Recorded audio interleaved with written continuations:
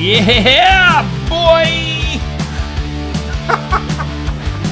It is time for Real Talk with Aaron and Steve, brought to us by New Life Community Church in Wellman, Iowa. Aaron Fleming, how the heck you doing? I'm doing great today, Steve. It's always good to be with you in the studio or at Pizza Ranch or all the various places we get together. It's always a good time. And I'd like to point out to our viewers that we are not wearing matching shirts this week. Last week we had on Hawkeye shirts, both of us with the Tiger Hawk across the... What do you got on this week? A Mid-Prairie shirt. Mid-Prairie Golden Hawks track and field. Couple of years old, but it's a good old faithful T-shirt. You know, when you get a faithful T-shirt, yes, you never want to let go of that exactly. thing. It gets so soft and comfy. And what are you wearing today? Well, people can't really see it. Which way should I go here? There you go. It's short for Power Bomb. They take out the vowels. Power Bomb, which is a professional wrestling move. You want me to give you a power? I wish that you would not power bomb me right now, but briefly describe for us what a power bomb is. It's kind of a slam. It's you stick your opponent's head between your legs, and then you pick up their body, and then you slam them down. And that's why I don't watch professional wrestling, folks. And their body crumbles into a million pieces. I mean, that's pretty cool. Slightly awkward, but still cool. You have I to, guess. Yeah. The description doesn't do it justice. It's a pretty cool move. Steve and I are friends, even though he's a lifelong fan of professional wrestling, and I am not. I like pro wrestling and loud music, and you are the opposite. But. And this is just an unpaid shout out to a character from Wellman who is also you have some connection with. Austin Bayless up in Wellman, Iowa, runs Central Empire Wrestling. Yes. And I've been telling myself for years I have got to go to a show because that guy has relentlessly pursued the dream of being a wrestling promoter. I think pretty much his whole adult life. I don't know him real well, but I kind of watch Central Empire Wrestling from afar. Not because I love wrestling, but because I love it when people just go after their dreams hardcore like that. And so, yeah, again, this is not a paid promotion. We're just talking off the cuff here. About Austin's a good guy. Okay, yeah, he is. He is a good guy, and he's renovating a building in downtown Wellman, which is a huge blessing for the city of Wellman to have that space turning into something valuable and making our downtown a little more spiffy. So just a shout out, encouragement to all of you: be more like Austin. How'd I do? Power bomb somebody. Power bomb your dreams. A power bomb of love. Yeah. Am I doing okay with the wrestling voice there? Power bomb. Let me tell you something, brother.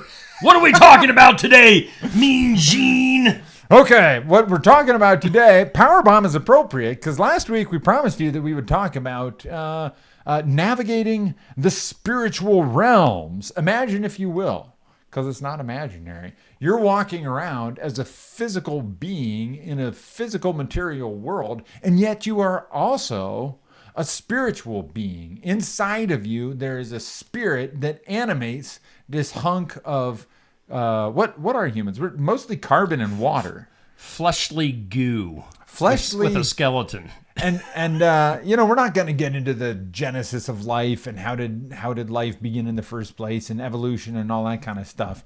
But just really like there's got to be something animating these globs of carbon and water that is really kind of what we are. Always amazing to me that in the Bible story, God forms mankind out of dirt. And what are humans made out of? Carbon. What is dirt made out of? Mostly carbon and a little manganese. Do you have enough manganese in your diets, friends? You got to have manganese to go with the magnesium. Because without the manganese, the magnesium does not absorb properly. I may have just made that up, but I feel like I heard somebody say that one time and it sounded real smart, so I thought I'd pass it on. But we're still off topic. But no, we're not. Coming back to the beginning of the world, looking at the story of the Bible, and we're talking about authority, because last week we talked about basketball fans are kind of rebels. Mm-hmm. Who needs referees? Who needs calls at the end of the game? I just want to play the game that I want to play it, and I don't want to hear no whistles blowing at me. That's a spirit of rebellion. And if we look at our own hearts, just do a gut check, folks. Do you ever fall into rebellion and think that the rules don't apply to you? Like when you drive your car down the road? Breaking the speed limit. Now, Steve and I both know a man named Larry Huber who lives up in Kyoto. Yeah. And Larry never speeds. True fact. Okay. 55 all the way? 55. Whatever the speed limit is? All the way, whatever the speed limit is. Larry never speeds. I think Larry is the most righteous man in America. He's very logical about it. Well, it costs more money to speed because, you burn more gas. Yeah. And he just also wants to do right. But most of us not named Larry Huber from Kyoto, Iowa, most of us kind of have some issues with rebellion. And that is a significant problem. Yeah. It is the problem as we look at the Bible. So think about the story of creation. In the beginning, God created the heavens and the earth. Now the earth was formless and void, and the Spirit of God hovered over the face of the deep. Now here's an interesting theory. I don't think I can prove this theory, Steve, but I like this theory.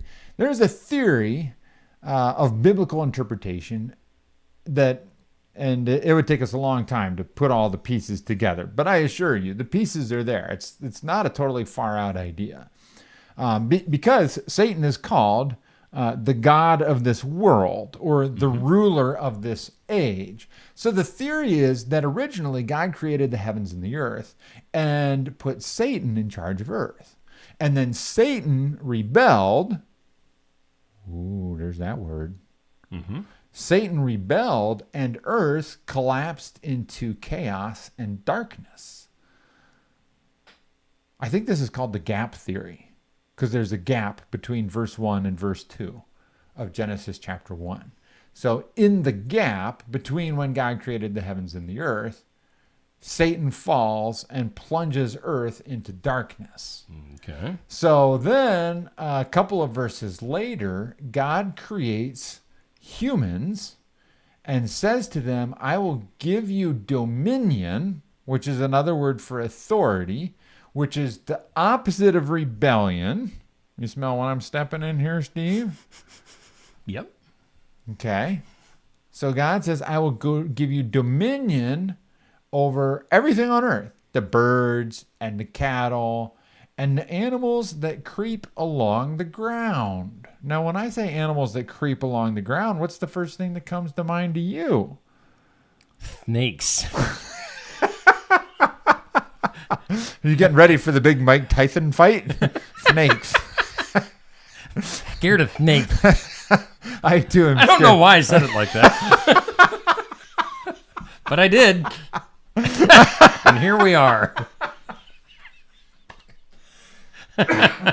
Slithering snakes. Suffering succotash, Yeah. Steve. There's slithering snakes everywhere. It's an invasion. Okay, let's rewind, act like that didn't happen. Okay, so what we were saying there before Steve totally derailed us, God creates humans and gives them authority over all the other animals, including things that creep along the ground, which would clearly include snakes. Now, who shows up in chapter 3 in the form of a serpent? Oh, that would be Satan. So the idea of the gap theory is that Satan has fallen, earth has plunged into darkness and chaos and rebellion, and so God is going to create a garden and put man and woman in the garden to tend and care for the garden, and they are going to have authority over all of the animals, including this slithering snake, and they are going to reclaim the earth. Fill the earth, God said. First, reproduce. It's going to take more than 2 humans. So reproduce, be fruitful, multiply, and reclaim this planet from the rebellious Satan, who was originally given dominion over it, and for whatever reason rebelled. And the details of his rebellion are kind of not important. It's sort of the stuff that happens off screen in a movie that you don't need to see that part. You just need to know this is the bad guy. Until you get the backstory. Until you get the backstory movie. Yeah, right. The backstory movie. The series on Disney Plus. Yes. So we'll be writing the backstory of that, and you can, for your love gift of only $19.99, we will ship you a copy of our theory of. No, we're not going to do that. No books available for a $19.99 love gift. I think you had to watch Christian TV back in the 80s and 90s to know what the $19.99 love gift is. Yeah. We digress so easily. Okay. So as that story moves along, Satan shows up and he essentially steals Adam and Eve's authority when they fall into his lies. Put a bookmark on that page. Lies. Jesus is going to call Satan the father of lies. So he lies to them and tricks them and steals their authority, which is why when you roll up into the New Testament at the beginning of the story of Jesus, Jesus is being tempted by Satan, and Satan says, hey, if you would just bow down and worship me, just like for a couple of seconds, I have this kind of groovy tune. You can worship me to this tune. And probably I was strumming air guitar here, but as I understand, the devil is actually more of a fiddle player. Yeah. So we might get stoned for heresy after this show, Steve.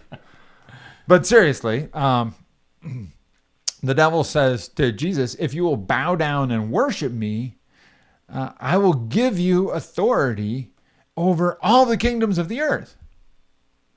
And what Jesus does not say to him is he does not say, oh, you silly snake.